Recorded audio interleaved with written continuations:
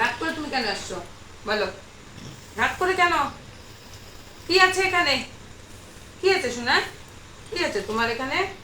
হ্যাঁ, খুব আদর বোঝো, খুব নাকি? কি আছে? হুম, এখন এখন কটা বাজে জানো?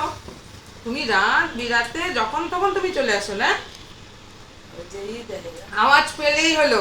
আলু আছে। হুম, আওয়াজ পেলেই হলো নাকি? হুম, যাও, তোমাকে আমি আদরই করবো না। যাও তুমি।